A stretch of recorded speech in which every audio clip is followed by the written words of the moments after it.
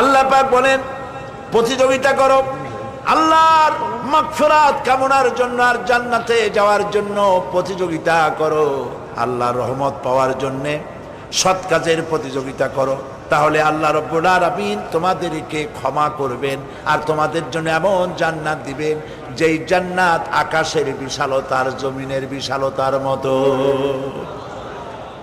এই বিরাট জান্নাত তোমাদেরকে দিবেন। এই জান্নাত চিরস্থায়ী সুখ এবং শান্তি জায়গা হবে। মাসালুল জান্নাতিল্লাতী উইদাল মুত্তাকুন ফিহা আনহারুম মিন মাইন গায়রি আসিনিন ওয়া আনহারুম মিন লাবানিন লাম ইয়াতাগায়্যার তা'আমুহু। আল্লাহ পাক বলছেন জান্নাত আল্লাহ পাক ওয়াদা করেছেন মুত্তাকিদের জন্য। আল্লাহ পাক জান্নাত দিবেন যে জান্নাতের ভেতরে রয়েছে মধুর প্রস্রবণ, রয়েছে দুধের প্রস্রবণ, রয়েছে সেখানে স্বচ্ছ পানীয় পানির প্রস্রবণ রয়েছে। এই সুন্দর জান্নাত ঝর্ণা ধারা আল্লাহ পাক সৃষ্টি করেছেন, বাগ বাগিচা দিয়ে ভরে রেখেছেন জান্নাত।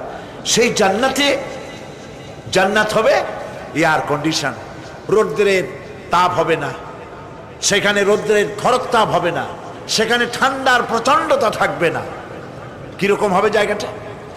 আল্লাহ পাক বলছেন মুত্তাকিনা আলাল আরাইকি লা ইয়ারাউনা ফিহা শামসান ওয়ালা জামহারিরা ওয়া দানিয়াতান আলাইহিম যিলালুহা ওয়া যুল্লিলাত